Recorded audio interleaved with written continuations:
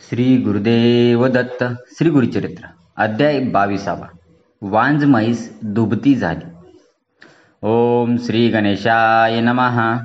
श्री सरस्वत्यै नमः. श्री गुरुभ्यो नमः. श्री कुलदेवताये नमः. नामधारक शिष्य सिद्धयोग्यांच्या चरणांना वंदन करून म्हणाला, अहो योगेश्वर मुनिवर्य, तुमचा जय जयकार असो. तुम्ही खरोखर भवसागर तारक आहात. अज्ञानरूपी अंधार दूर करणारे तुम्ही दिव्य ज्योती आहात. तुमचे चरणस्पर्श होताच मला ज्ञानप्राप्ती झाली. माझे मन परमार्थाकडे वळले आहे. कामधेनू समान श्री गुरुचरित्र तुमच्या मुखातून मला ऐकावयास मिळत आहे. हे माझे केवढे भाग्य. तुम्ही मला श्री गुरुचरित्र सविस्तर सांगत आहात, पण माझे मन तृप्त होत नाही. आणखी ऐकण्याची मला तीव्र इच्छा आहे. श्री गुरु नरसिंह सरस्वती गाणगापुरास आले असे तुम्ही सांगितले. मग पुढे काय झाले ते मला सविस्तर सांगण्याची कृपा करा. नामधारकाची ही इच्छा ऐकून सिद्धयोग्यांना अतिशय आनंद झाला. ते नामधारकाचे कौतुक करीत म्हणाले, नामधारका, तू खरोखर धन्य आहे. या जगात तू पूज्य होशील. तू मला जो प्रश्न विचारलास त्यामुळे माझ्या मनाला परम संतोष झाला आहे. तुला श्री गुरुचरित्र सांगताना मला अतिशय आनंद होत आहे. श्री गुरु नरसिंह सरस्वती गाणगापुरास आल्यानंतर भीमा अमरजा संगमावर गुप्तपणे राहू लागले. त्या संगमावर अश्वत्थ वृक्ष आहे. ते स्थान वरदभूमी म्हणून प्रसिद्ध आहे. तो संगम प्रयागा समान असून तेथे अष्टतीर्थे आहेत. या तीर्थाचे महात्म्य अपार आहे. त्याविषयी मी तुला नंतर सांगेन. तीर्थमहिमा प्रकट व्हावा व भक्तजनांचा उद्धार व्हावा यासाठी श्रीगुरूंनी तेथे वास्तव्य केले. सूर्याची किरणे झाकून राहत नाहीत त्याप्रमाणे श्रीगुरू तेथे गुप्तपणे राहत होते. तरी यांची ख्याती सर्वत्र झालीच. श्रीगुरू मध्यान्हकाळी भिक्षेच्या निमित्ताने गाणगापुरात जात असत. ते गाव अग्रहार होते. त्या गावात वेदज्ञ ब्राह्मणांची 100 घरे होती. राजाकडून त्यांना जमिनी मिळालेल्या होत्या. त्यामुळे सगळे ब्राह्मण तसे सुखात समाधानात होते. त्या गाणगापुरात एक दरिद्री ब्राह्मण होता. त्याच्या पत्नीचे नाव पतिव्रता असे होते. ती नावाप्रमाणेच मोठी पतिपारायण साध्वी होती. तो ब्राह्मण 4 घरी भिक्षा मागत आपले व आपल्या पत्नीचे पोट भरत असे. त्या ब्राह्मणाच्या घरी एक म्हैस होती, पण ती भाकड होती. ती दूध देत नसत. त्यामुळे तिला व्यसन घातली होती. गावातील लोक दगडमाती आणण्यासाठी तिला भाड्याने नेत असत. त्यापासून त्या ब्राह्मणाला 4 पैसे मिळत असत. गुरु भिक्षा मागण्यासाठी गाणगापुरात जात असत. एके दिवशी मध्यान्हकाळी श्री गुरु त्या दरिद्री ब्राह्मणाच्या घरी भिक्षा मागण्यासाठी गेले. तो ब्राह्मण भिक्षेसाठी गावात गेला होता. तो ब्राह्मण दरिद्री आहे, पोटासाठी भिक्षा मागतो हे श्रीगुरूंना माहीत नसेल काय. तो ब्राह्मण दरिद्र असला तरी सात्विक वृत्तीचा होता, सज्जन होता, त्यात समाधान मानणारा होता, सज्जन होता. परमेश्वराला असलेच भक्त आवडतात. कृष्ण शिष्टाईसाठी कौरवांकडे गेलेला श्रीकृष्ण दुर्योधनाकडे राहावयास गेला नाही. तो गेला होता विदुराकडे. परमेश्वर भक्तीचा भुकेलेला असतो, श्रीमंतीचा नाही. म्हणूनच श्रीगुरू त्या दरिद्री ब्राह्मणाच्या घरी गेले. माते भिक्षा वाढ असे म्हणाले. श्रीगुरू दारात आलेले पाहून त्या ब्राह्मणाची स्त्री गडबडून गेली. अतिशय दुःखी झाली, कारण श्रीगुरूंना भिक्षा घालण्यासाठी तिच्या घरी काहीच नव्हते. ती श्रीगुरूंना वंदन करून म्हणाली, माझे पती भिक्षा आणावयास गावात गेले आहेत. आपणास देण्यासाठी घरात काहीच नाही. आपण थोडा वेळ थांबावे. त्या स्त्रीची अगतिकता पाहून श्रीगुरू म्हणाले, तुझ्या घरात काही नाही असे कसे म्हणतेस? तुझ्या घरी म्हैस आहे, ती भरपूर दूध देणारी आहे. तेव्हा मला भिक्षा म्हणून दूध दिलेस तरी चालेल. काही नाही असे म्हणू नकोस. तेव्हा ती म्हणाली, महाराज, म्हैस असून नसल्यासारखीच. ती भाकड आहे. ती दूध देत नाही म्हणून आम्ही तिला रेडा म्हणून ठेवली आहे. ती कधी व्यालेलीच नाही, म्हणून तर तिला व्यसन घालून माती वाहून नेण्यासाठी उपयोगात आणतो. मग आपल्याला दूध कुठले देऊ? तेव्हा श्रीगुरू जर रागानेच म्हणाले, तू खोटे बोलतेस. तुझी म्हैस दूध देते. जा जा तिचे दूध काढून आण. श्रीगुरूंच्या शब्दांवर विश्वास ठेवून ती भांडी घेऊन दूध काढण्यासाठी गोठ्यात गेली. तिचे आचळ पाण्याने स्वच्छ करून ती दूध काढू लागली. तो काय आश्चर्य! आश्चर्य, त्या म्हशीने भांडी भरभरून दूध दिले. श्रीगुरु सामान्य संन्यासी नाहीत, ते अवतारी महात्मा आहेत याची तिला खात्री पटली. तिने दूध गरम करून श्रीगुरूंना दिले. श्रीगुरू ते प्राशन करून संतुष्ट झाले. त्यांनी तिला आशीर्वाद दिला, तुझ्या घरी अखंड लक्ष्मी राहील. तुझी मुले नातवंडे सुखात आनंदात राहतील. तुम्हाला कधीही काहीही कमी पडणार नाही, असा आशीर्वाद देऊन श्रीगुरू संगमाकडे परत गेले. आज त्या ब्राह्मण स्त्रीच्या घरात आनंद ओसंडून वाहत होता. काही वेळाने तो ब्राह्मण भिक्षा मागून घरी परत आला. त्याला सगळी हकीकत समजली. तो म्हणाला, आपले दारिद्र्य गेले. श्री दत्तगुरूंनीच आपल्यावर कृपा केली आहे. आपण त्यांच्या दर्शनाला जाऊया. ती दोघे संगमावर गेली. त्यांनी श्री गुरु नरसिंह सरस्वतींचे दर्शन घेऊन त्यांची यथासांग षोडशोपचारे पूजा केली. त्या दोघांचे हृदय कृतज्ञतेने भरून आले. श्री गुरूंच्या कृपा आशीर्वादाने ते कुटुंब ऐश्वर्य संपन्न झाले. त्यांना धन, धान्य, पुत्र पौत्र सर्व काही भरून मिळाले. ही कथा सांगून सिद्धयोगी नामधारकाला म्हणाले, श्री गुरु दत्तात्रेयांची ज्यांच्यावर कृपा होते त्याला दुःख, दैन्य, दारिद्र्य कधीही भोगावे लागत नाही. त्याला 8 प्रकारची ऐश्वर्ये प्राप्त होतात. यासाठीच सरस्वती गंगाधर श्री गुरुचरित्र विस्ताराने सांगतात. ते श्रवण करणाऱ्यास कधीही दैन्य, दारिद्र्य भोगावे लागणार नाही. अशा रीतीने श्री गुरुचरित्रामृतातील वांज म्हैस दुभती झाली नावाचा अध्याय 22वा समाप्त. श्री गुरु दत्तात्रेयार्पणमस्तु. श्री गुरुदेव दत्त. स्वामी समर्थ महाराज की जय. तसेच पुढील अध्यायात श्री गुरूंचा गाणगापुरात आगमन व ब्रह्मराक्षसाचा उद्धार ही कथा आपण पाहणार आहोत. श्री गुरुदेव दत्त. दत्तगुरु मित्रांनो, श्री गुरुदेव दत्त. श्री गुरुचरित्र अध्याय 23वा. श्री गुरूंचे गाणगापूर आगमन, ब्रह्मराक्षसाचा उद्धार. ओम श्री गणेशाय नमः. श्री सरस्वत्यै नमः. श्री गुरुभ्यो नमः. श्री कुलदेवताये नमः. सिद्धयोगी नामधारकाला म्हणाले, श्री गुरूंच्या कृपा आशीर्वादाने त्या ब्राह्मणाच्या घरातील वांज म्हैस दुभती झाली आणि त्या दरिद्री ब्राह्मणाचे दारिद्र्य कायमचे गेले. ही वाट सगळीकडे वाऱ्यासारखी पसरली. दुसऱ्या दिवशी त्या गावातील काही लोक त्या ब्राह्मणाकडे आले व नेहमीप्रमाणे माती वाहून नेण्यासाठी त्याची वांज म्हैस भाड्याने मागू लागले. तेव्हा तो ब्राह्मण म्हणाला, माझी म्हैस दुभती आहे. 2-2 घागरी दूध देते. ती म्हैस मी माती वाहण्यासाठी देणार नाही. ब्राह्मणाने असे सांगितले असता ते लोक आश्चर्याने अवाक झाले. ब्राह्मणाच्या बोलण्यावर त्यांचा विश्वास बसेना. ते म्हणाले, कालपर्यंत वांज असलेली म्हैस आज अचानक दुभती कशी झाली? तेव्हा त्या ब्राह्मणाने त्या लोकांना गोट्यात नेऊन त्यांच्यात देखत त्या म्हशीने 2 घागरी दूध काढून सर्वांना दाखवले. त्यामुळे लोकांची खात्री पटली. ते आले तसे परत गेले. ही बातमी गावभर झाली. ही बातमी गावाच्या राजाला समजताच तो त्या ब्राह्मणाच्या घरी गेला.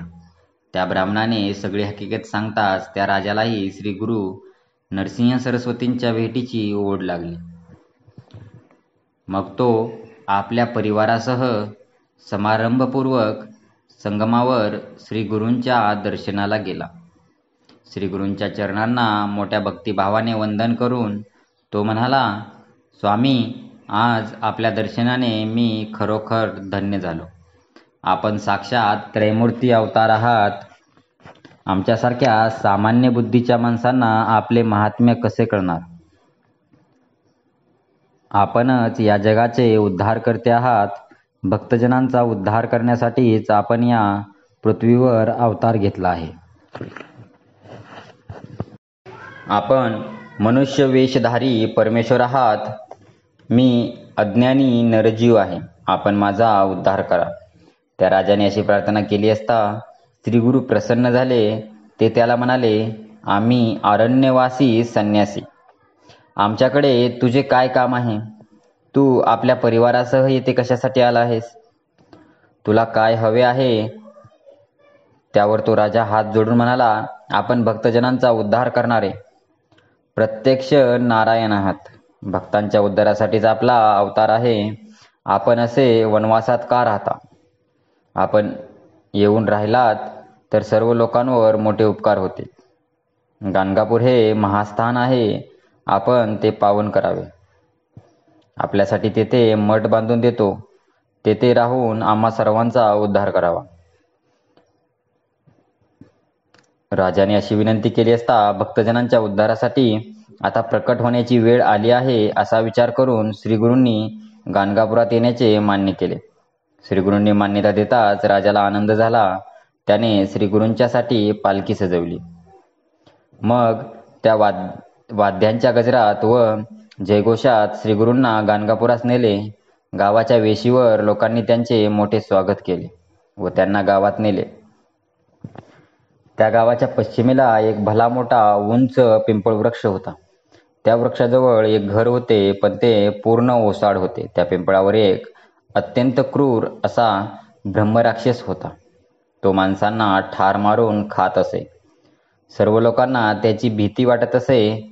त्यामुळे त्या घरात कोणीही राहत नसे. श्रीगुरूंची पालखी त्या घराजवळ येताच तो ब्रह्मराक्षस पिंपळावरून खाली आला व श्रीगुरूंच्या पाया पडून हात जोडून म्हणाला, स्वामी, माझा उद्धार करा. मी घोर अंधारात बुडालो आहे. आज आपले दर्शन होताच माझी पूर्वजन्मातील सर्व पापे जळून भस्म झाली आहेत. आपण प्राणीमात्रांवर दया करणारे आहात, म्हणून माझा उद्धार करा. मी आपणास शरण आलो आहे. श्रीगुरूंनी त्याची आर्तता ओळखली. त्यांनी त्याच्या मस्तकावर वरदहस्त ठेवला. त्याच क्षणी त्याला मनुष्यरूप प्राप्त झाले. त्याने श्रीगुरूंच्या चरणांवर लोळण घेतले. श्रीगुरू त्याला म्हणाले, तू ताबडतोब संगमावर जा व तेथे स्नान कर. तू मुक्त होशील. तुला पुनर्जन्म मिळणार नाही. श्रीगुरूंनी असे सांगताच तो ब्रह्मराक्षस भीमा अम्रजा संगमावर गेला. तेथे स्नान करताच तो मुक्त झाला. हा चमत्कार पाहून आश्चर्यचकित झालेले लोक म्हणाले, अहो, आपल्या गाणगापुरात आलेले स्वामी साक्षात त्रयमूर्ती ब्रह्मा, विष्णू, महेश आहेत. आपले भाग्य थोर, म्हणूनच त्यांचे चरण दर्शन लाभले. राजाने गाणगापुरात श्रीगुरूंसाठी सुंदर मठ बांधून दिला. श्रीगुरू त्या मठात राहू लागले. राजा दररोज मोठ्या भक्तिभावाने यथासांग पूजा अर्चा करीत असे. श्रीगुरू नित्यनेमाने रोज अनुष्ठानासाठी संगमावर जात असत व मध्यान्हकाळी मठात परत येत असत. कधीकधी तो राजा श्रीगुरूंना पालखीत बसवून राजेशाही थाटात संगमावर नेत असे व परत आणत असे. वास्तविक श्रीगुरूंना असल्या थाटामाटाची, ऐश्वर्याची काहीच आवश्यकता नव्हती. पण तो राजा मोठा श्रद्धाळू भाविक होता. श्रीगुरूंचा भक्त होता. परमेश्वर भक्ताधीन असतो. म्हणूनच श्रीगुरू राजाला समाधान वाटावे त्याच्या इच्छेला मान देत असत. श्रीगुरू मठात आल्यापासून त्यांची कीर्ती सर्वत्र होऊ लागली. त्यावेळी कुमसी नावाच्या गावात त्रिविक्रम भारती नावाचा एक वैदिक तपस्वी ब्राह्मण राहत होता. तो 3 वेद जाणणारा होता. तो श्रीगुरू नरसिंहांचा परमभक्त होता व तो नित्य नरसिंहाची मानस पूजा करीत असे. श्री गुरु नरसिंह सरस्वतींची कीर्ती त्याच्या कानावर आली. तो स्वतःशीच म्हणाला, हा गाणगापुरात आलेला संन्यासी मोठा दांभिक वाटतो. हा स्वतःला संन्यासी म्हणवितो आणि राजाच्या पालखीतून मिरवितो. याला काय म्हणावे? खऱ्या संन्याशाला या डामडौलाची पालखीची काय गरज? हा त्रिविक्रम भारती आपली निंदा करतो हे श्रीगुरूंनी अंतर्ज्ञानाने ओळखले. मग त्यांनी त्याला भेटण्याचे ठरवले. ही हकीकत सांगून सिद्धयोगी नामधारकाला म्हणाले, नामधारका, यानंतर एक अपूर्व कथा घडली, ती मी तुला सविस्तर सांगतो. ती तू एकाग्र चित्ताने ऐक. अशा रीतीने श्री गुरुचरित्रामृतातील श्रीगुरूंचे गाणगापुरात आगमन, ब्रह्मराक्षसाचा उद्धार नावाचा अध्याय 23वा समाप्त. श्री गुरु दत्तात्रेय अर्पणमस्तु. श्री गुरुदेव दत्त. श्री गुरुदेव दत्त. श्री गुरुचरित्र अध्याय 24वा. त्रिविक्रम भारतीचा उद्धार. ओम श्री गणेशाय नमः. श्री सरस्वत्यै नमः. श्री गुरुभ्यो नमः. श्री कुलदेवताय नमः. नामधारक सिद्धमुनींना म्हणाला, त्रिविक्रम भारती श्री गुरु नरसिंह सरस्वतींची दांभिक संन्यासी अशी निंदा करीत होता. हे अंतर्ज्ञानाने श्रीगुरूंना समजले. त्यानंतर काय झाले ते मला विस्तारपूर्वक सांगा. सिद्धमुनी म्हणाले, नामधारका, ती मोठी अद्भुत कथा आहे. ती एक. कुमसी गावचा त्रिविक्रम भारती श्रीगुरूंची दांभिक, ढोंगी, संन्यासी अशा शब्दात सतत निंदा करीत असे. सर्व जगाचे मन ओळखणाऱ्या श्रीगुरूंना ते समजले. तेव्हा त्याला प्रत्यक्ष भेटून त्याच्या मनातील गैरसमज दूर करावा असे श्रीगुरूंना ठरवले. ही गोष्ट त्यांनी राजाला सांगितली. तेव्हा राजाने त्यांच्या प्रवासाची तयारी केली. पालखी सजवली. हत्ती, घोडे, पायदळ शृंगारले. श्रीगुरू पालखीत बसले. मग वाद्यांच्या गजरात श्रीगुरूंची स्वारी त्रिविक्रम भारतीला भेटण्यासाठी कुमसी गावाकडे निघाली. त्याचवेळी कुमसी गावात त्रिविक्रम भारतीचे त्याचे उपास्य दैवत नरसिंहाची मानसपूजा करीत होता. परंतु त्या दिवशी नरसिंहाची मूर्ती त्याच्या डोळ्यापुढे येईना. त्याने डोळे मिटून खूप प्रयत्न केला, पण नरसिंहाची मूर्ती काही प्रकट होईना. आज असे का होत आहे हे त्याला समजेना. तो निराश झाला. माझी आजपर्यंतची सगळी साधना व्यर्थ गेली अशा विचाराने तो अगदी निराश, उदास झाला. त्याने डोळे उघडून समोर पाहिले. तो नदीवरून श्रीगुरूंची पालखी येत असलेली दिसली. त्या पालखीत त्याला त्याचे उपास्य दैवत जे नरसिंह त्यांचीच मूर्ती दिसली. त्या पालखीबरोबर जे सैनिक होते ते सर्व श्रीगुरूंसारखेच दंडधारी संन्यासी दिसत होते. ते सगळे दृश्य पाहून त्रिविक्रम भारतीला मोठे आश्चर्य वाटले. त्याचा सगळा अहंकार गळून पडला. आपण पाहतो आहोत ते सत्य की भास त्याला काहीच समजेना. तो धावतच त्या पालखीजवळ गेला. पालखीत विराजमान असलेल्या नरसिंहांना, आपल्या उपास्य दैवतेला साष्टांग नमस्कार घालून तो म्हणाला, महाराज, आपण मला नरसिंह रूपात दर्शन दिलेत. मी खरोखर धन्य झालो. आपण ब्रह्मा, विष्णू, महेश रूप आहात. अविद्यमायेने मी आपणास ओळखू शकलो नाही. आपले स्वरूप केवळ अचिंत्य आहे. चर्मचक्षूंनी ते ओळखता येणार नाही. आपणच खरोखर नरसिंह आहात. आता मला निज रूपात दर्शन देण्याची कृपा करा. त्रिविक्रम भारतीने अशी प्रार्थना केली असता श्रीगुरू प्रसन्न झाले. त्यांनी आपली योगमाया आवरून निजरूप दाखविले. त्यावेळी श्रीगुरू त्याला म्हणाले, तू आमची निंदा करतोस म्हणूनच आम्ही तुला भेटावयाला आलो. तू मानसपूजेत नरसिंहमूर्तीची पूजा करतोस, त्या नरसिंहाचे तुला दर्शन झाले ना? जे नरसिंह तेच आम्ही आहोत. आता आम्ही दांभिक आहोत का हे तू ठरव. श्रीगुरू असे म्हणाले असता त्रिविक्रम भारतीच्या मनातील संशय नाहीसा झाला. श्री नरसिंह सरस्वती व आपले उपास्य दैवत नरसिंह एकच आहेत. श्रीगुरू हे चराचर व्यापक परमात्मा परमेश्वर आहेत याची त्याला खात्री पटली. मग तो श्रीगुरूंना शरण गेला व त्यांचे स्तवन करू लागला. तो म्हणाला, स्वामी, मला क्षमा करा. अविद्येमुळे मी आपले स्वरूप ओळखले नाही. आपण परमात्मा परमेश्वर आहात. आपण ज्यांच्यावर कृपा कराल तो कळी काळालाही जिंकेल. आपण भवसागर तारक त्रयमूर्ती अवतार आहात. आज आपले चरण दर्शन झाल्याने मी धन्य झालो. आपण भक्तवत्सल कृपामूर्ती आहात. आता माझा उद्धार करा. मी आपणास शरण आलो आहे. माझा स्वीकार करा. त्रिविक्रम भारतीने अशी प्रार्थना केली असता श्रीगुरु त्यावर प्रसन्न झाले. त्याच्या मस्तकावर वरदहस्त ठेवून म्हणाले, मी तुझ्यावर प्रसन्न झालो आहे. तुला सद्गती प्राप्त होईल. तुला आता पुनर्जन्म मिळणार नाही. असा वर देऊन श्रीगुरु गाणगापुरास परत गेले. ही कथा सांगून सिद्धयोगी नामधारकाला म्हणाले, नामधारका, श्री गुरु महात्म्य हे असे आहे. त्रयमूर्ती अवतार असलेले श्री गुरु आपल्या भक्तांचा उद्धार करण्यासाठीच मनुष्य रूपाने राहिले होते.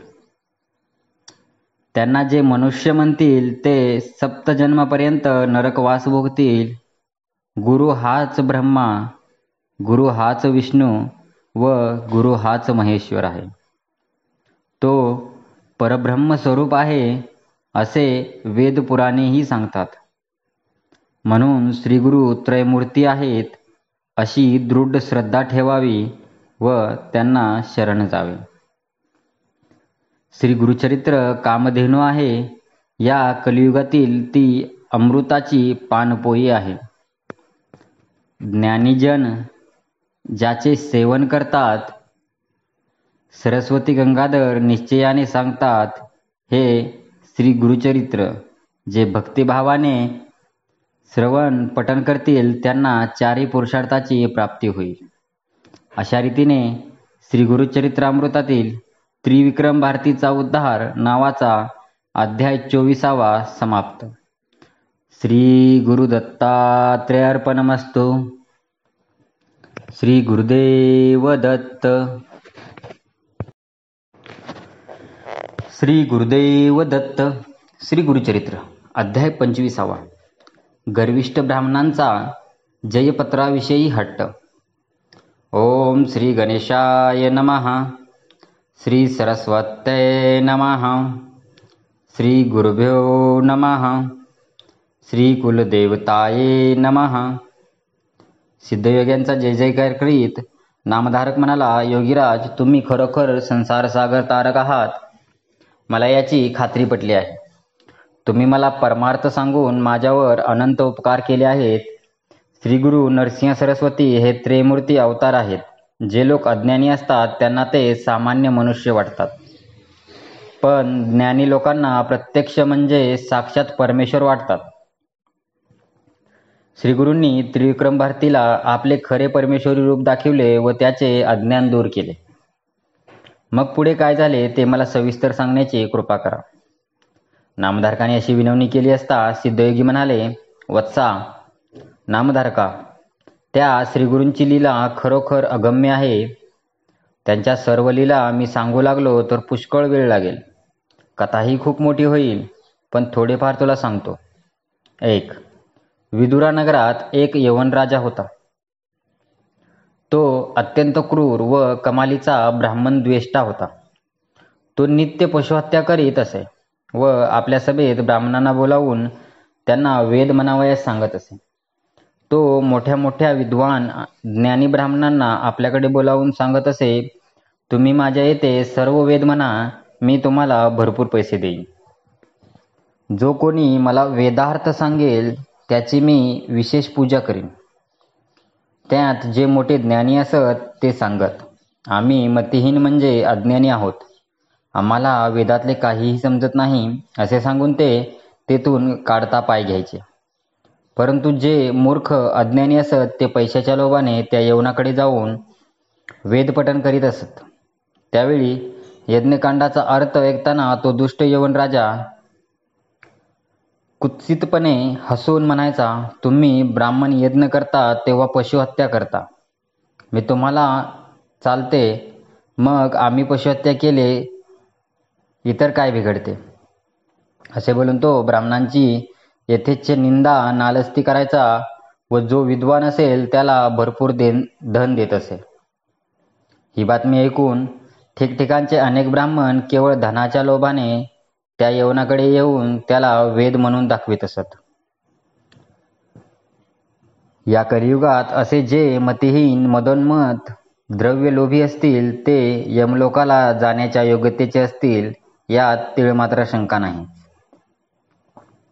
एकदा काय झाले, द्रव्यलोभी असे 2 ब्राह्मण त्या विदुरनगरात आले. ते त्या यवनराजाला भेटले व आपली कीर्ती आपणच सांगू लागले. ते म्हणाले, आम्ही 3 वेदांचे सांगोपांग अध्ययन केले आहे. सगळे वेद आम्हाला तोंडपाठ आहेत. वेदांविषयी आमच्याबरोबर वादविवाद करण्यास 4ही राष्ट्रांत कोणीही नाही. तुमच्या नगरात असे कोणी असतील तर त्यांना आमच्याशी वेदचर्चा करण्यासाठी बोलवावे. राजाने ते आव्हान स्वीकारले. त्याने आपल्या नगरातील विद्वान ब्राह्मणांना बोलवून घेतले. राजा त्यांना म्हणाला, तुम्ही या 2 ब्राह्मणांशी वेदविषयक चर्चा करा. तुमच्यापैकी जो जिंकेल त्याला मी भरपूर धन देईल. त्यावर तो विद्वान ब्राह्मण म्हणाले, हे दोन्ही ब्राह्मण प्रकांड पंडित आहेत. या दोघांना जिंकू शकेल असा आमच्यात कोणीही नाही. हे आमच्यापेक्षा थोर आहेत. राजाने ते मान्य करून त्या 2 ब्राह्मणांना वस्त्रालंकार देऊन मोठा सन्मान केला. त्यांची हत्तीवरून मिरवणूक काढली. राजाने केलेल्या सन्मानाने त्या दोघांना अधिकच गर्व झाला. ते राजाला म्हणाले, आमच्याशी वादविवाद करण्यास कोणीही मिळत नाही. मग आमचे मोठेपण सिद्ध कसे होणार? आता आम्ही अन्यत्र जातो. आमच्याशी वादविवाद करण्यास कोणी भेटला तर त्याच्याशी चर्चा करू. कोणी मिळाला नाही तर जयपत्र घेऊन पुढे जाऊ. राजाने ते मान्य केले. मग राजाचे संमतीपत्र घेऊन ते दोघे ब्राह्मण गावोगाव फिरू लागले. त्यांच्याबरोबर वाद घालण्यास कोणीच तयार नसल्याने प्रत्येकाकडून जयपत्र घेऊन ते फिरत फिरत दक्षिणेकडे भीमातिरी असलेल्या कुमसी गावी आले. त्याच गावात महाज्ञानी विक्रम भारती पंडित राहत होता. त्याला 3 वेद येत होते व तो अनेक शास्त्रात पारंगत होता. त्या गर्विष्ठ ब्राह्मणांना गावातील लोकांकडून त्रिविक्रम भारतीची माहिती समजली. मग ते त्रिविक्रम भारतीकडे गेले आणि त्याला म्हणाले, तू स्वतःला मोठा त्रिवेदी समजतोस, तर मग आमच्याशी चर्चा करण्यास तयार हो, नाहीतर जयपत्र लिहून दे. त्या ब्राह्मणांचे हे उन्मत्त बोलणे ऐकून त्रिविक्रम भारती म्हणाला, अहो, 3 कसले, 1 सुद्धा वेद येत नाही. मला वेदातले काहीही कळत नाही. जर मला वेदशास्त्र येत असते तर मी येथे अरण्यात कशाला राहिलो असतो. मला जर वेद येत असते तर सर्व राजांनी मला वंदन केले असते. तुमच्याप्रमाणे सुखापभोग मला मिळाले असते. मला काहीच येत नाही, म्हणून तर संन्यास वेश धारण करून मी वनात राहतो. मी एक सामान्य भिक्षुक आहे. तुमच्याशी बरोबरी मी कशी करणार? त्रिविक्रम भारतीचे हे बोलणे ऐकताच ते 2 ब्राह्मण भयंकर संतापले. ते म्हणाले, आमच्याशी वादविवाद करण्यास या जगात कोणीही नाही. आम्ही सगळी राज्य फिरत आलो, पण आमच्याशी बरोबरी करू शकेल असा कोणीही नाही. आता आम्हाला जयपत्र लिहून दे, नाहीतर आमच्याशी वादविवाद कर. त्रिविक्रम भारतीने त्यांना अनेक प्रकारे समजावले, पण ते काही ऐकण्यास तयारच होईनात. त्रिविक्रम भारतीने विचार केला, या ब्राह्मणांना भलताच गर्व झाला आहे. हे अनेकांचा अपमान करीत आहेत. आता त्यांना चांगली शिक्षा होईल. त्रिविक्रम भारती त्या ब्राह्मणांना म्हणाला, आपण गाणगापुरास जाऊया. तेथे आमचे गुरु आहेत. त्यांच्या समक्ष तुम्हाला जयपत्र दिले जाईल. त्या दोघांनी मान्य केले. ते मेन्यात बसून गाणगापुराकडे निघाले. त्रिविक्रम भारतीसारख्या परमज्ञानी पुरुषाला पायी चालत येण्यास लावले. यामुळे ते अल्पायुषी झाले. गाणगापुरास आल्यावर त्रिविक्रम भारतीने श्रीगुरूंच्या पाया पडून त्यांना सर्व हकीकत सांगितली. श्रीगुरूंच्या सर्व काही लक्षात आले. मग ते मंदस्मित करीत त्या दोघा ब्राह्मणांना म्हणाले, तुम्ही दोघे कशासाठी आला आहात? आम्ही संन्यासी आमच्याशी वाद घालून तुम्हाला काय मिळणार? समजा तुम्ही आमचा पराभव केला तर तुम्हाला कसलाही रस नाही. आम्ही बोलून चालून संन्यासी. आम्हाला हार जीत सारखीच. तुम्ही आम्हाला जिंकलेत तरी तुमचा काय फायदा? असे बोलून श्रीगुरूंनी त्यांना परावृत्त करण्याचा विचार केला. पण पालत्या घड्यावर पाणी, विनाशकाले विपरीत बुद्धी हेच खरे. ते ब्राह्मण म्हणाले, जयपत्र मिळवणे ही आमची प्रतिष्ठा आहे. तेव्हा आमच्याशी चर्चा करा, नाहीतर दोघेही जयपत्रे लिहून द्या. मग श्रीगुरू त्यांना म्हणाले, ब्राह्मणांनो, इतका गर्व योग्य नाही. गर्व सर्व विनाशाचे मूळ आहे. या गर्वामुळेच बाणासूर, रावण, कौरव लयाला गेले. वेद अनंत आहेत. ब्रह्मादिकांनाही थांग पत्ता लागला नाही. वेद अनादि अनंत आहेत. त्याविषयी आपण कसलीही चर्चा करणार. तेव्हा गर्व सोडा. तुम्ही स्वतःला चतुर्वेदी म्हणवता. मग वेदांताविषयी तुम्हाला काय माहीत आहे? श्रीगुरूंनी त्यांना परोपरीने समजावण्याचा प्रयत्न केला, पण त्यांचा काहीही उपयोग झाला नाही. ते ब्राह्मण अत्यंत गर्वाने म्हणाले, आम्ही 3 वेदांचे सांगोपांग अध्ययन केले आहे. ही कथा सांगून सिद्धयोगी नामधारकास म्हणाले, नामधारका, त्या गर्विष्ठ ब्राह्मणांना श्रीगुरूंनी काय उत्तर दिले ती मोठी अपूर्व कथा तुला सांगतो. ती एकाग्र चित्ताने ऐक. अशा रीतीने श्री गुरुचरित्रामृतातील गर्विष्ठ ब्राह्मणांचा जयपत्राविषयी हट्ट नावाचा अध्याय 25वा समाप्त. श्री गुरु दत्तात्रेय अर्पणमस्तु. श्री गुरुदेव दत्त.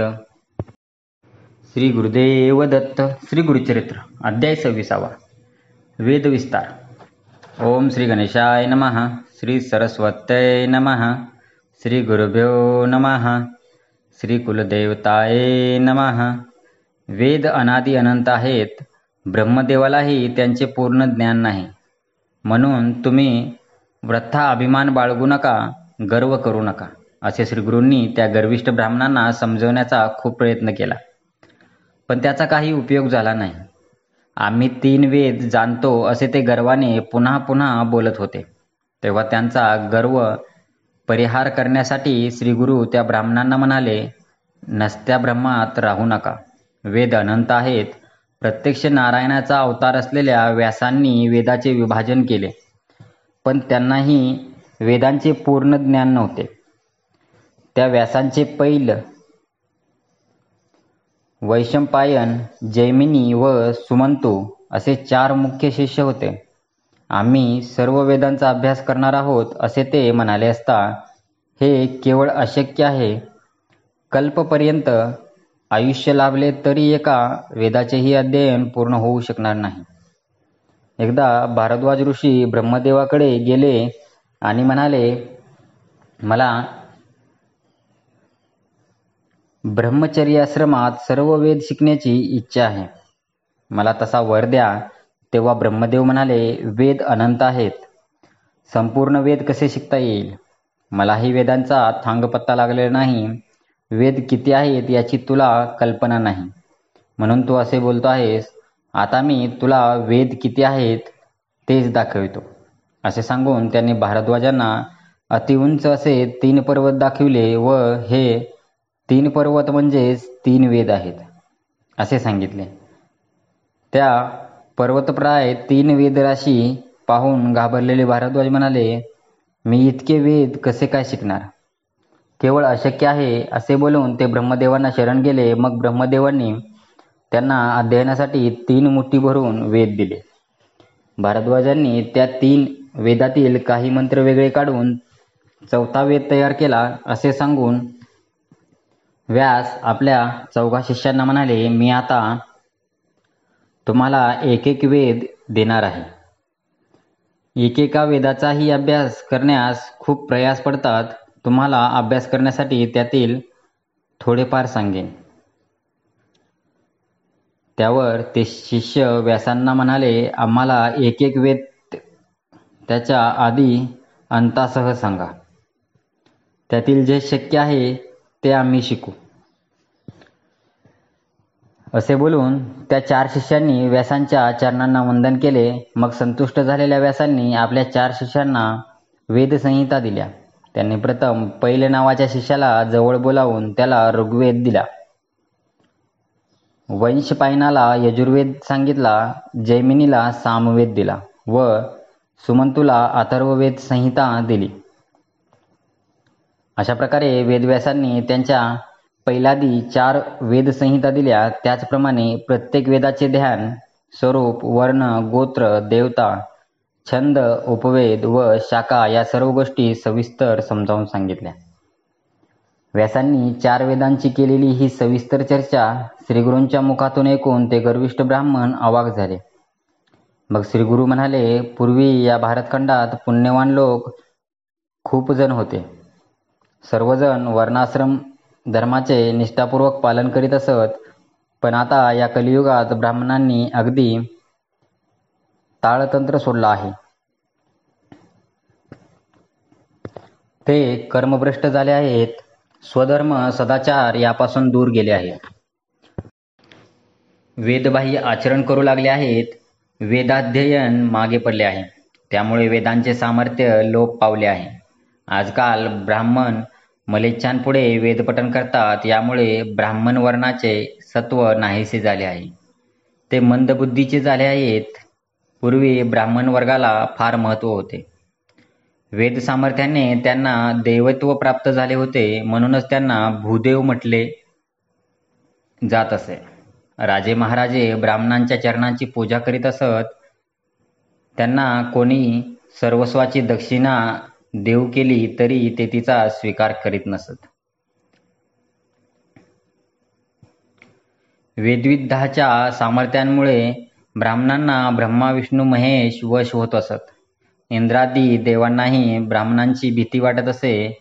विद्वान ब्राह्मणांचे वचन कामधेनू समान होते. ते ब्राह्मण कल्पवृक्ष होते. त्यांच्या ठिकाणी एवढे सामर्थ्य होते की मनात आले तर ते पर्वतांना तृणाकार करू शकत असत व तृणाला पर्वताकार करू शकत. स्वतः भगवान विष्णू ब्राह्मणांना आपले दैवत मानून त्यांची पूजा करीत असे. म्हणूनच भागवत पुराणात भगवान म्हणतात, सर्व जग देवाच्या अधीन आहे. देव मंत्राच्या अधीन, मंत्र ब्राह्मणांच्या अधीन, म्हणून ब्राह्मण हे माझे दैवत आहे. पूर्वी ब्राह्मण वर्गाला असे महत्त्व होते. पण आता ब्राह्मण वेदमार्ग सोडून भलत्याच मार्गाने जात आहेत. त्यामुळे त्यांचे सत्व नष्ट झाले. ते हीन जातीची सेवा करू लागले आहेत. पैसे घेऊन वेद शिकवितात. वेदविद्येची त्यांनी विक्री सुरू केली आहे. जे हीन जातीपुढे वेद म्हणतात त्या मूर्खांचे तोंडसुद्धा पाहू नये. ते मृत्यूनंतर ब्रह्मराक्षसच होणार. हे ब्राह्मणांनो, अशा आहेत 4 वेदांच्या शाखा. असे आहेत त्यांचे भेद. असा आहे वेदविस्तार. वेद अनंत आहेत आणि तुम्ही म्हणता आम्ही सर्व जाणतो. हे सर्व तुम्हाला माहीत होते का? नाही ना? मग स्वतःला चतुर्वेदी म्हणण्याचा मूर्खपणा कशासाठी करता? ब्राह्मणांचा शोभ ओढवून का घेता? तुम्ही स्वतःची स्तुती का करता? जयपत्रे कशाला दाखविता? त्रिविक्रम भारतीला जयपत्र कशाला मागता? आला आहात तसे निघून जा. व्यर्थ गर्व करू नका, नाहीतर प्राणाला मुकाल. श्रीगुरूंनी त्या अहंकारी ब्राह्मणांना इतके सांगितले तरी पालत्या गड्यावर पाणी ते काही ऐकावयास तयार नव्हते. त्यांचे एकाच पालुपद, आम्हाला वेदांविषयी वादविवाद करावायचा आहे, चर्चा करायची आहे. आम्ही जर वादविवाद केला नाही तर आम्ही हरलो असे लोक राजाला सांगतील. मग आमची प्रतिष्ठा काय राहणार? सिद्धयोगी नामधारकाला म्हणाले, त्या उन्मत्त ब्राह्मणांना आपले हिताहित समजत नव्हते. त्यामुळे त्यांनी आपल्या सर्वनाशाला निमंत्रण दिले असे मला वाटते. अशा रीतीने श्री गुरुचरित्रामृतातील वेदविस्तार नावाचा अध्याय 26वा समाप्त. श्री गुरु दत्तात्रेय अर्पणमस्तु. श्री गुरुदेव दत्त. पुढील अध्यायात उन्मत्त ब्राह्मणांना शाप व मातंगास पूर्वजन्म स्मरण ही कथा आपण घेणार आहोत. दत्तगुरु मित्रांनो, श्री गुरुदेव दत्त. श्री गुरुदेव दत्त. श्री गुरुचरित्र अध्याय 27वा. उन्मत्त ब्राह्मणांना शाप, मातंगास पुनर्जन्म स्मरण. ओम श्री गणेशाय नमः. श्री सरस्वत्यै नमः. श्री गुरुभ्यो नमः. श्री कुलदेवताये नमः. नामधारकाने सिद्धमुनींना चरणांना वंदन करून त्यांचे स्तवन केले आणि विचारले. श्री गुरूंनी त्या ब्राह्मणांना 4ही वेदांचा विस्तार समजावून सांगितला. मग काय झाले ते मला सविस्तर सांगा. नामधारकाने असे विचारले असता सिद्धमुनी म्हणाले, नामधारका, श्रीगुरूंची महती किती सांगावी. त्यांनी त्या मूर्ख ब्राह्मणांना समजवण्याचा खूप प्रयत्न केला. त्यांचे हिताहित कशात आहे हेही सांगितले, पण काहीही उपयोग झाला नाही. वादविवाद करा, नाहीतर जयपत्र द्या, हाच ठेका त्यांनी धरला. त्या ब्राह्मणांचा हा दुराग्रह पाहून श्रीगुरू संतापले. ते म्हणाले, ठीक आहे, जशी तुमची इच्छा. दिव्यावर झडप घालणाऱ्या पतंगाप्रमाणे त्यांनी स्वतःचे घेण्याचे ठरवले. त्याला कोण काय करणार. याचवेळी श्रीगुरूंना दूरंतरावर एक वाटसरू दिसला. श्रीगुरू आपल्या शिष्याला म्हणाले, त्या वाटसरूला बोलावून आमच्याकडे आण. त्या शिष्याने त्या वाटसरूला बोलावून आणले. श्रीगुरूंनी त्याची नीट चौकशी केली तेव्हा तो म्हणाला, महाराज, मी हीन जातीचा मातंग आहे, म्हणून गावच्या बाहेर राहतो. माझे पूर्वपुण्य मोठे आहे, म्हणूनच मला आज तुमचे दर्शन घडले. असे म्हणून त्याने श्रीगुरूंना साष्टांग नमस्कार घातला. श्रीगुरूंनी एका शिष्याला आपला दंड दिला व जमिनीवर समांतर रेषा काढण्यास सांगितले. त्या शिष्याने जमिनीवर 7 रेषा काढल्यावर श्रीगुरू त्या मातंगाला म्हणाले, आता तू एक एक रेषा ओलांडून पुढे ये. मी विचारलेल्या प्रश्नाचे उत्तर दिल्यानंतरच पुढची रेषा ओलांडायची आहे. श्रीगुरूंनी सांगता क्षणीच तो मनुष्य पहिली रेषा ओलांडून पुढे आला. त्याच क्षणी त्याला ज्ञानप्राप्ती झाली. श्रीगुरूंनी त्याला विचारले, तू कोण आहेस, तुझी जात कोणती. तो म्हणाला, मी भिल्ल जातीचा आहे, माझे नाव वनराखा. दुसरी रेषा ओलांडताच त्याला पूर्वजन्माचे ज्ञान झाले. तो त्या जन्मातील अनेक गोष्टी सांगू लागला. ते पाहून सर्व लोकांना आश्चर्य वाटले. तिसरी रेषा ओलांडताच त्या मनुष्याला तत्पूर्वीच्या जन्माचे स्मरण झाले. तो म्हणाला, माझे नाव गंगासूत, मी गंगेच्या काठी राहत होतो. चौथी रेषा ओलांडताच तो म्हणाला, माझे नाव सोमदत्त, मी वैश्य आहे. 6वी रेषा ओलांडताच तो म्हणाला, मी क्षत्रिय असून माझे नाव गोवर्धन. 7वी रेषा ओलांडताच तो म्हणाला, माझे नाव अध्यापक, मी ब्राह्मण असून मी वेदशास्त्र व्याकरणात पारंगत आहे. त्या मातंगाचे असे सांगता श्रीगुरूंना अतिशय आनंद झाला. त्या मातंगाला म्हणाले, तू स्वतःला वेदशास्त्र पारंगत ब्राह्मण म्हणतोस तर एक काम कर, येथे हे 2 ब्राह्मण आले आहेत, त्यांच्याशी वेदांवर वादविवाद कर. असे बोलून श्रीगुरूंनी अभिमंत्रित केलेली विभूती त्या मातंगाच्या सर्व शरीराला लावली. विभूतीचा स्पर्श होताच त्या मातंगाच्या ठिकाणी पूर्वज्ञानाचा उदय झाला. मानस सरोवरात बुडी मारताच कावळ्याचा राजहंस होतो, त्याप्रमाणे श्रीगुरूंच्या हृदयस्पर्शाने तो मातंग परमज्ञानी झाला. तो खड्या आवाजात सुस्वरात वेदमंत्र म्हणू लागला. हा सगळा चमत्कार त्रयमूर्ती श्री नरसिंह सरस्वतींच्या दैवी सामर्थ्याचा. अज्ञानी लोक त्यांना सामान्य मनुष्य समजताच त्यांचा अधःपात होतो. त्या मातंगाचे ते सुस्वर वेदपठण ऐकताच वादविवादासाठी आलेले ते 2 गर्विष्ठ ब्राह्मण भयचकित झाले. त्यांना एक शब्दही बोलता येईना. त्यांच्या छातीत वेदना होऊ लागल्या. त्यांच्या शरीराचा थरकाप उडाला, सर्वांगाला घाम फुटला. त्यांनी स्वतःची निंदा करीत श्रीगुरूंच्या चरणावर लोळण घेतली. ते श्रीगुरूंना म्हणाले, आम्ही अज्ञानी मूर्ख आहोत, आम्हाला वाचवा. आम्ही गुरुद्रोही ब्राह्मणद्रोही आहोत. तुमचे स्वरूप आम्ही ओळखले नाही.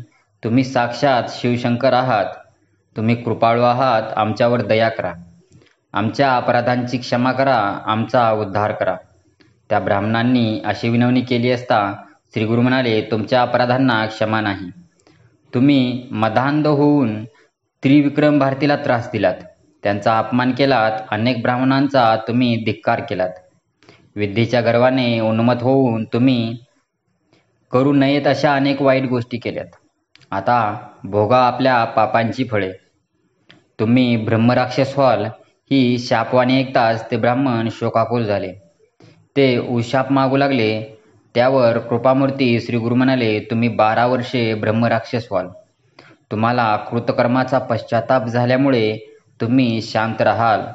पुढे तुम्हाला एक ब्राह्मण भेटेल, तेव्हा तुम्ही शुक्लनारायण असा शब्द उच्चाराल.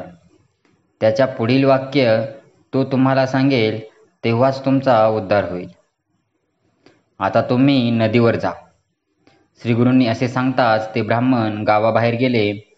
नदीच्या तीरावर जाताच त्यांची हृदयक्रिया बंद पडली व त्यांना मृत्यू आला.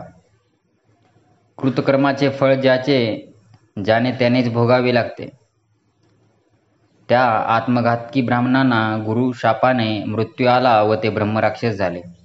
ते ब्राह्मण निघून गेल्यावर त्या मातंगाचे काय झाले, असे नामधारकाने विचारले असता सिद्धमुनी म्हणाले, श्रीगुरूंनी ज्या मातंगाला 7 रेषा ओलांडव्यास लावल्या व त्याला त्याच्या मागील अनेक जन्मांचा अनुभव दिला, तो श्रीगुरूंच्या पाया पडून म्हणाला, पूर्वजन्मी मी ब्राह्मण होतो. मग माझी अशी अधोगती का झाली? मी कोणते पाप केले होते ते मला सांगा. त्या मातंगाने अशी विनंती केली असता श्रीगुरू त्याला त्याचा पूर्ववृत्तांत सांगू लागले. ग्रंथकार सरस्वती गंगाधर सांगतात, श्री गुरुचरित्रातील पुढील कथा जे श्रवण करतील ते महापातकी असले तरी ब्रह्मज्ञानी होतील. ही श्री गुरुचरित्र कथा अत्यंत पुण्यदायक असून ती श्रवण केली असता 4 पुरुषार्थ प्राप्त होतात. अशा रीतीने श्री गुरुचरित्रामृतातील उन्मत्त ब्राह्मणांना शाप, मातंगास पुनर्जन्म स्मरण नावाचा अध्याय 27वा समाप्त. श्री गुरुदत्तात्रेयार्पणमस्तु. श्री गुरुदेव दत्त. अक्कलकोट स्वामी समर्थ महाराज की जय. श्री गुरुदेव दत्त. श्री गुरुचरित्र अध्याय 28वा. कर्मविपाक मातंग कथा. ओम श्री गणेशाय नमः. श्री सरस्वत्यै नमः. श्री गुरुभ्यो नमः. श्री कुलदेवताये नमः. नामधारक सिद्धयोग्यांना म्हणाला, मला आता पुढची कथा ऐकण्याची तीव्र इच्छा झाली आहे. ती कथा मला सांगा. त्यावर सिद्धयोगी म्हणाले, मला कोणत्या पूर्वकर्मामुळे हीन दशा प्राप्त झाली असे मातंगाने विचारले असता श्रीगुरू त्याला म्हणाले, पूर्वजन्मी केलेल्या पापकर्मामुळे इहजन्मी त्याचे भोग भोगावे लागतात. दोष किंवा पापकर्मे अनेक प्रकारचे असतात व प्रत्येक पापकर्माचे फळ भोगावे लागते. त्याविषयी मी तुला सविस्तर सांगतो. 1. ब्राह्मण किंवा अन्य कोणीही अनाचाराने वागला तर त्याला हीन जातीत किंवा कृमिकीट, पशुपक्षी इत्यादी योनीत जन्म घ्यावा लागतो. आपल्या आईवडिलांचा किंवा कुलस्त्रीचा त्याग केल्यास त्या पापकर्माबद्दल मनुष्याला हीन कुळात जन्म घ्यावा लागतो. जो आपल्या कुलदेवतेऐवजी अन्य देवतेची पूजा करतो, सदैव असत्य बोलतो, जीवहिंसा करतो, आपल्या कन्येची विक्री करतो, खोटी साक्ष देतो त्याला चांडाळ योनी प्राप्त होते. घोड्यांची विक्री करणारा, परस्त्रीशी संग करणारा, रानाला आग लावणारा, तीर्थक्षेत्री जाऊन श्राद्धादी कर्मे न करणारा, आपल्या घरातील कपिला धेनूचे दूध देवब्राह्मणांना न देता स्वतःच सेवन करणारा नीच गतीला जातो. आपल्या आईवडिलांची सेवा न करणारा, त्यांचा सांभाळ न करणारा, आपली एक पत्नी असताना तिचा त्याग करून दुसरी स्त्री करणारा 7 जन्म कृमी कीटक होतो. सत्पात्री ब्राह्मणाची निंदा करणारा, त्याच्या उपजीविकेचा उपहार करणारा, तळी विहिरी नष्ट करणारा, शिवमंदिरातील पूजा नष्ट करणारा, ब्राह्मणांची घरेदारे मोडणारा, हीन कुळात जन्मास येतो. आपला स्वामी, गुरु, शत्रू, मित्र यांच्या स्त्रीशी जो व्याभिचार करतो तो पतितग्रही जन्म घेतो. दारी आलेल्या अतिथीला जो अन्न देत नाही, राजाने दुसऱ्याला दिलेले भूदान जो हिरावून घेतो, विश्वदेवाच्या वेळी दारी आलेल्या अतिथीचे स्वागत न करता त्याला कठोर शब्दांनी बोलून अपमानित करतो, त्याला कोंबड्याचा जन्म मिळतो. जो गंगातीर्थाची निंदा करतो रणांगणातून पळून जातो. पर्वकाळी किंवा एकादशीला जो स्त्रीसंग करतो, जो अपात्र व्यक्तीला वेदविद्या शिकवितो, तो चांडाळ योनीत जन्म घेतो. उन्हाळ्यात एखाद्या पुण्यवंत माणसाने पानपोई घातली असता त्यात जो विघ्न निर्माण करतो त्याला हीन योनी प्राप्त होते. रोग्याची नाडी परीक्षा न करता जो औषधोपचार करतो, दुसऱ्याचे अहित करण्यासाठी जो जारण मरणादींचा मंत्रजप करतो, तो महापापी होय. जो आपल्या गुरूंची व हरिहरांची निंदा करतो व अन्य देवतांची पूजा करतो, तो महापातकी होय. त्याला हीन कुळात जन्म मिळतो. जो वर्णधर्माचे पालन करीत नाही, अपात्र माणसाला मंत्र शिकवितो, तो पापवंशात जन्म घेतो. जो आपल्या श्रीगुरूंची निंदा करण्यात आनंद मानतो, जो विद्वान ब्राह्मणांचा द्वेष करतो, तो पुढच्या जन्मी ब्रह्मराक्षस होतो.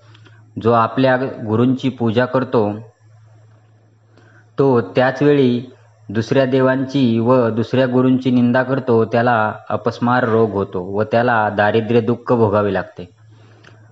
जो आपल्या आईवडिलांचा त्याग करून वेगळा राहतो, तो महारोगी होतो. जो दुसऱ्याचे उणे दुणे 4 चौघात बोलून दाखवितो, तो हृदयरोगी होतो. जो आपल्या स्त्रीचा गर्भपात करतो, तो निपुत्रिक होतो.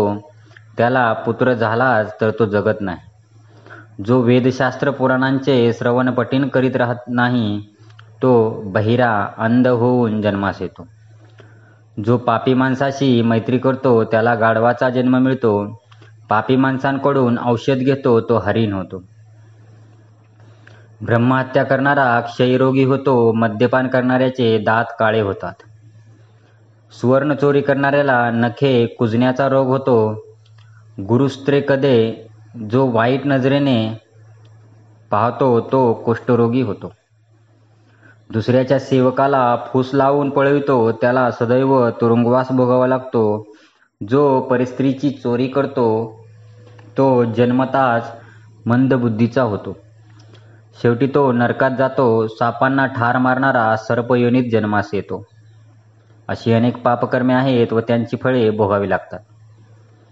आता चौर्य कर्माबद्दल सांगतो. सुवर्ण चोरी करणाऱ्यास परमारोग होतो. पुस्तकाची चोरी करणारा अंध होतो. वस्त्र चोरी करणारा दमेकरी होतो. सार्वजनिक संपत्तीचा अपहार करणाऱ्याला गंडमाळ रोग होतो. दमेकऱ्याची चोरी करणाऱ्यास तुरुंगवास भोगावा लागतो. असे ब्रह्मांड पुराणात सांगितले आहे. परद्रव्याची किंवा दुसऱ्याला मिळालेल्या वस्तूची चोरी करणारा निपुत्रिक होतो. अन्न चोरी करणाऱ्यास पानथरी रोग होतो. धान्यादींची चोरी करणाऱ्याच्या शरीराला जन्मताच दुर्गंध येतो. परस्त्री, परवस्तू किंवा ब्राह्मणांचे द्रव्य चोरणाऱ्याला ब्रह्मराक्षसाचा जन्म मिळतो. पाने, फुले, फळे चोरणाऱ्यास खरुज रोग होतो. कांस्य, ताम्र, लोह, कापूस, मीठ यांची चोरी करणाऱ्याला श्वेतकुष्ठ रोग होतो.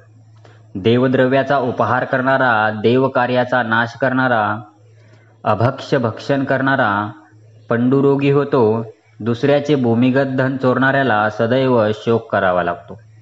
धेनुधनाची चोरी करणाऱ्याला उंटाचा जन्म मिळतो. दुसऱ्याच्या घरातील भांडी कुंडी चोरणारा मनुष्य कावळा होतो. मधाची चोरी करणारा घर होतो. श्रीगुरु त्या पतिताला म्हणाले, या सर्व चौर्यकर्माबद्दल ते जन्म घ्यावे लागतात. आता व्यभिचारांसंबंधी महाभारताच्या शांती पर्वात श्री व्यासांनी काय सांगितले आहे ते सांगतो. 1. परस्त्रीला आलिंगन दिल्यास 100 जन्म श्वान योनीत जन्म घ्यावा लागतो. त्यानंतर सर्पयोनीत जन्म घ्यावा लागतो. परस्त्रीची योनी पाहणारा जन्मांध होतो. भावाच्या पत्नीशी संग करणाऱ्याला गाढवाचा जन्म मिळतो. त्यानंतर त्याला सर्पयोनीत जन्म घ्यावा लागतो व शेवटी तो नरकात जातो. मित्राची पत्नी मामी समान असते. तिच्याशी संग करणारा श्वानयोनीत जन्मास येतो. परस्त्रीचे मुखावलोकन करू नये ते वाईट बुद्धीने करणारा नेत्ररोगी होतो. हीन जातीच्या स्त्रीशी अभिचार करणारा श्वानयोनीत जन्म घेतो. श्रीगुरूंचे हे निरूपण शांत चित्ताने ऐकत असलेल्या त्रिविक्रम भारतींनी विचारले, स्वामी, आपण सांगितलेले पापकर्म एखाद्याच्या हातून एकदाच घडले तर ते पाप कशाने नष्ट होते? त्यावर श्रीगुरू म्हणाले, केलेल्या पापकर्माचा पश्चाताप झाला तर त्या कर्माचे पाप लागत नाही. मोठ्या पापकर्माची मनाला बोचणी लागल्यास त्याला प्रायश्चित्त आहे. त्यासाठी ब्रह्मदंड द्यावा, सालंकृत गोदान करावे. ते शक्य नसेल तर यथाशक्ती द्रव्यदान करावे.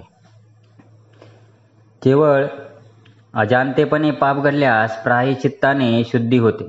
अशा वेळी गुरुसेवा केल्यास गुरु निवारण करते. 200 प्राणायाम व पुण्यतीर्थात 10 वेळा स्नान केल्यास पापाचा नाश होतो. त्याचप्रमाणे 3 गुंजा सुवर्णदान करावे. 2 योजनेपर्यंत नदीतीराने तीर्थयात्रा करावी. पती आणि पत्नी यापैकी कोणी एकाने पाप केले असेल तर दोघांनी प्रायश्चित्त घ्यावे. त्याचप्रमाणे गायत्रीचा 10,000 जप करावा.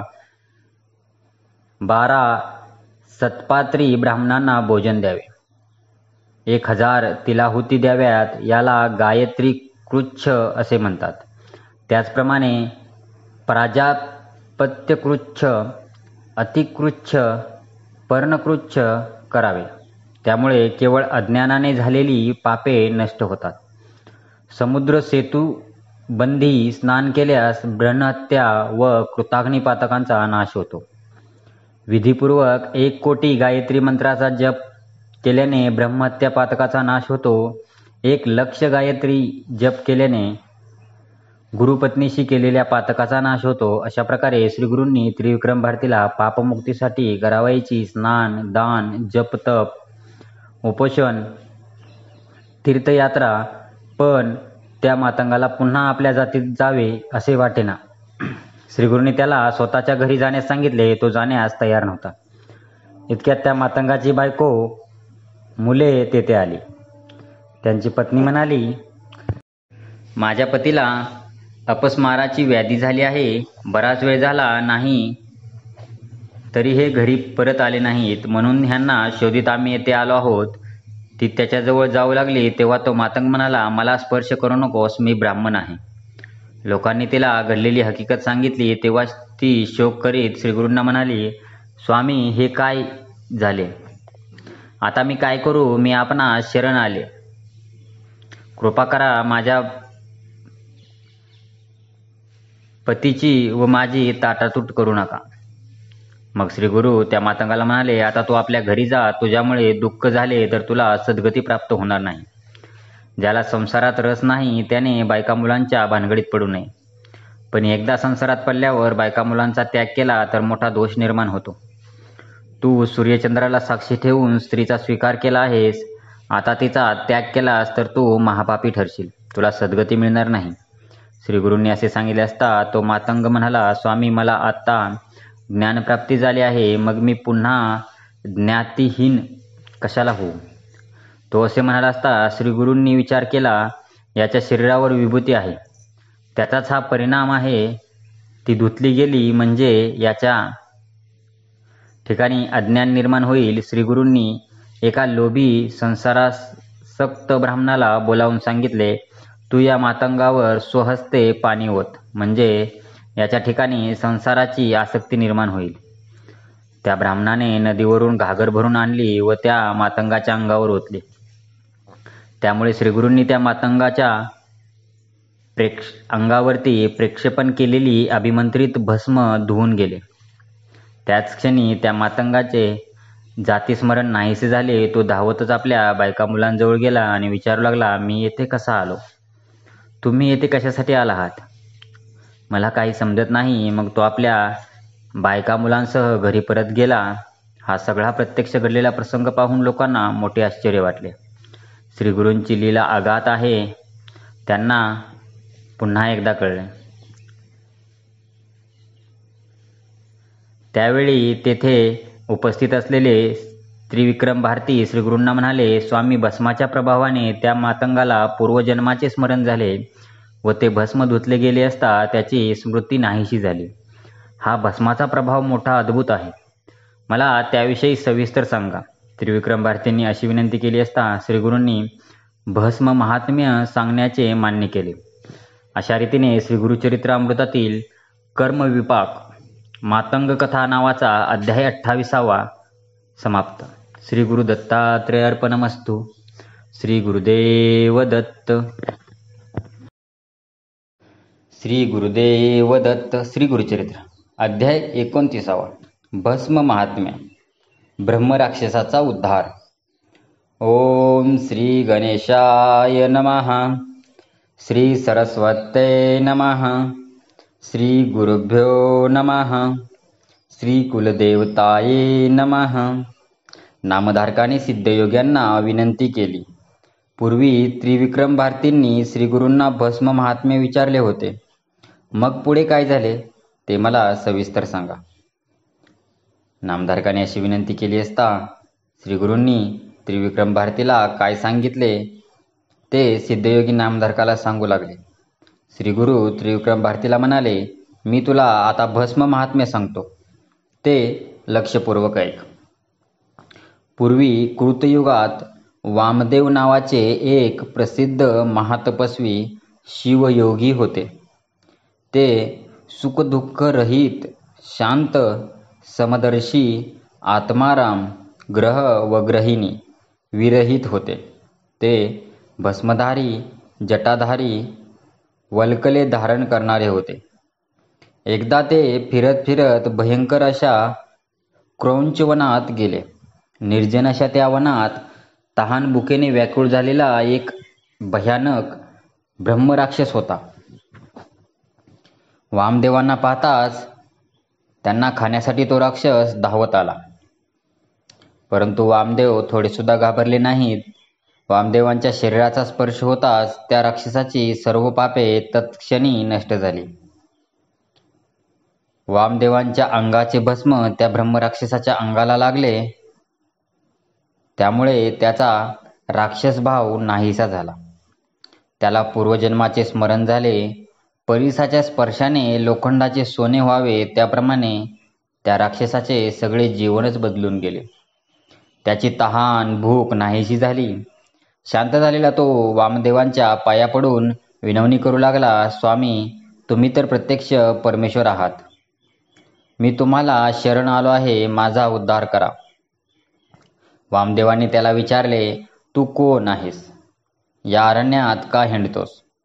राक्षस म्हणाला, स्वामी, तुमच्या शरीराचा स्पर्श होताच मला माझे पूर्वजन्मीचे 25 जन्म आठवत आहेत. मी केलेली सर्व पाप पुण्य कर्मे मला चांगली आठवत आहेत. वामदेव म्हणाले, तुला 25 जन्मापूर्वीचे स्मरत असेल तर सांग पाहू, तू कोणकोणती पापे केलीस? राक्षसाने आपले पूर्वजन्म सांगण्यास सुरुवात केली. राक्षस म्हणाला, 25व्या जन्मापूर्वी मी यवन राजा होतो. मी अत्यंत पापी व स्वैराचारी होतो. मी रोज नवीन स्त्रियांचा उपभोग घेत असे.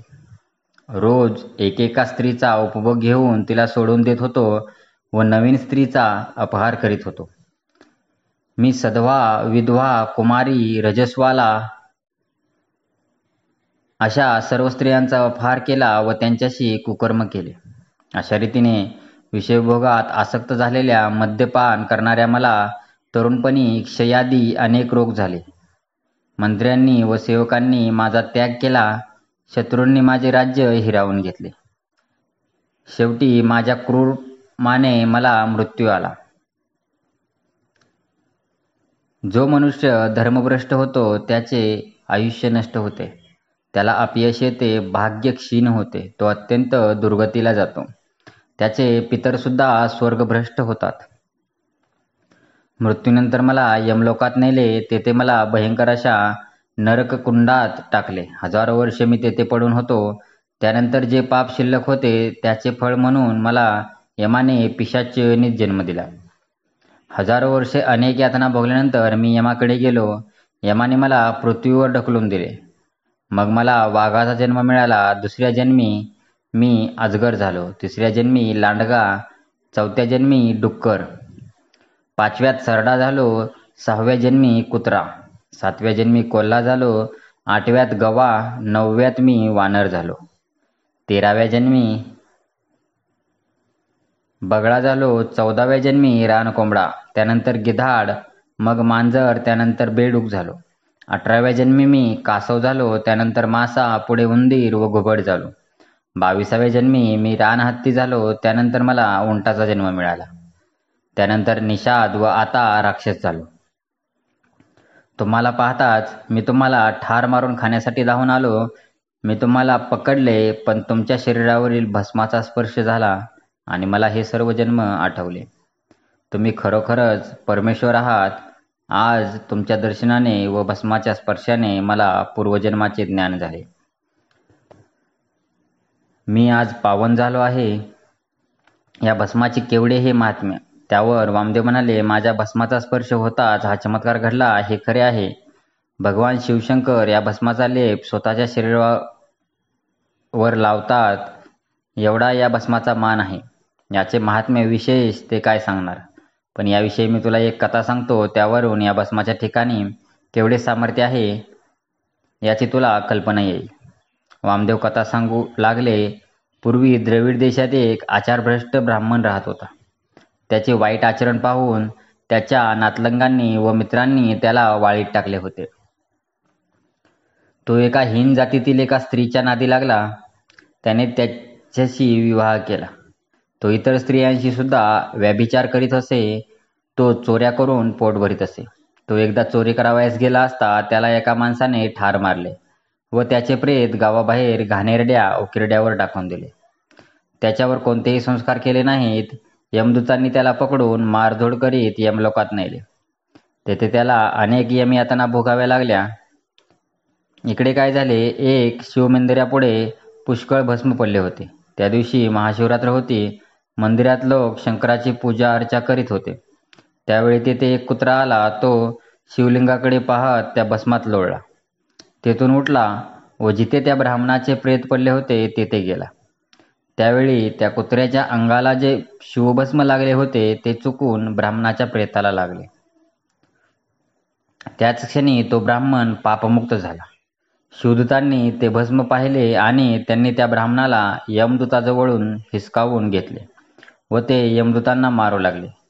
यमाला कळताच तो धावत आला व शिवदूतांना रागाने विचारू लागला.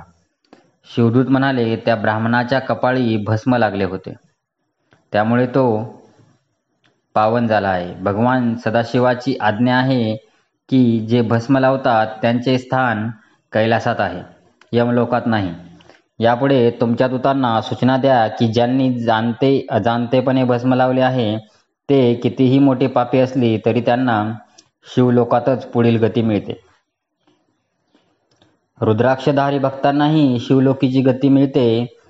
वामदेवांचे हे भाषण ऐकून राक्षस म्हणाला, माझी पूर्वपुण्याई थोर, म्हणूनच मला आज आपले दर्शन लाभले व भस्माचा स्पर्श झाला. मी पूर्वी जेव्हा राजा होतो तेव्हा मी एक तळे बांधले होते व ब्राह्मणांच्या उपजीविकेची व्यवस्था केली होती. माझ्या पुण्यकर्माची नोंद चित्रगुप्तने यमाकडे केली होती व 25व्या जन्मी मला या पुण्याचे फळ मिळेल असे भविष्य वर्तविले होते. ते पुण्य आज फळाला आले.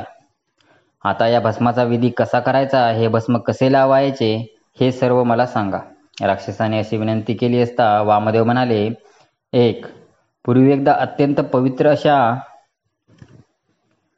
मंदर पर्वतावर भगवान शंकर सर्व देव, ऋषी, यक्ष, किन्नर, विद्याधर यांच्या समेत बसले होते.